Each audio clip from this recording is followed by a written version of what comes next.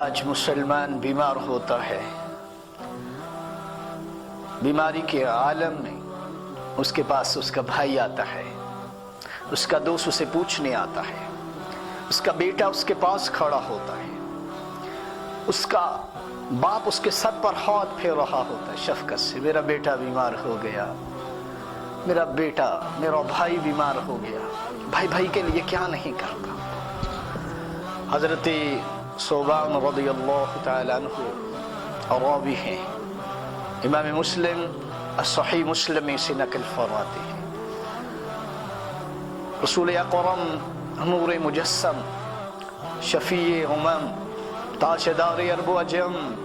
صلی اللہ علیہ وآلہ وسلم نے فرمایا، ان المسلم اذا عاد اخاہ، جب مسلمان بھائی اپنے مسلمان بھائی کے پاس عیادت کے لیے جاتا ہے، عیادت کے لیے آتا ہے، لم یرجع، واپس نہیں آتا، وہیں رہتا ہے، فی الجنہ، گویا کہ وہ جنت کے باغات میں ٹہل رہا ہے، باغات کی سیر کر رہا ہے۔ آج اگر مسلمان بھائی غور کرے، مسلمان کا باپ بیمار ہے، میری ملت کا بابا بیمار ہے، میری ملت کے بوڑھے بزرگ میں سے کوئی بیمار ہے اور بیٹا جان چھڑانے کے چکر میں ہے،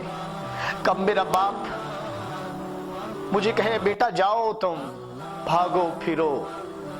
بیٹا بھاگنے کے چکر میں ہے۔ آج باہر جانے کی فکر ہے، ابے کے لیے والد گرامی کے لیے دعا لانی ہے تو بیٹا کہتا ابا میرے پاس ٹائم نہیں ہے۔ بوڑھے ماں باپ کو بوجھ سمجھ رکھا ہے، مصیبت سمجھ رکھا ہے۔ میرے بھائیوں، اگر آج ہمارے والد صاحب، ہماری والدہ ماجدہ بیمار ہے تو کل کو ہم بھی تو بیمار پڑ سکتے ہیں۔ آج اگر انہیں ہماری ضرورت ہے تو کل کو ہمیں بھی کسی کی ضرورت ہوگی، اس لیے اس کو اپنے اوپر بوجھ نہ سمجھیے، بوجھ نہ سمجھیے، بلکہ اللہ کی رحمت سمجھ کر اپنے ماں باپ کی خدمت میں لگ جائیے۔ حضور دو عالم نور مجسم صلی اللہ علیہ وآلہ وسلم، آپ کا فرمان ہے، مولا علی اس کو روایت کرتے ہیں، اگر کوئی آدمی صبح کے وقت جاتا ہے مریض کے پاس پوچھنے کے لیے، عیادت کرنے کے لیے کہ میرے بھائی بتاؤ تمہارا کیا حال ہے، صحت کا کیا حال ہے،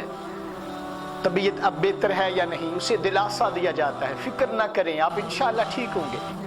اتنے کام کے لیے جاتا ہے تو اللہ عز و جل کے 70,000 فرشتے صبح سے لے کر شام تک اس کے لیے بخشش کی دعائیں کرتے ہیں۔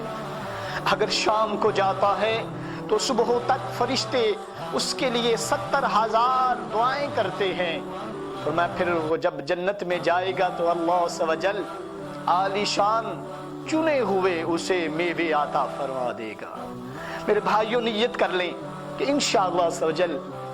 اگر ہم باپ کے پاس رہیں گے تو باغ میں رہیں گے، جب دنیا سے جائیں گے تو اللہ ہمیں باغ بہار عطا کرے گا، جنت کی نعمتیں عطا کرے گا۔ تو نیت کر لیں کہ انشاءاللہ عز و جل ہم اپنے والد گرامی، اپنی والدہ ماجدہ کی ضرور خدمت کریں گے اور ان کے پاس بیٹھنے کو سعادت سمجھیں گے۔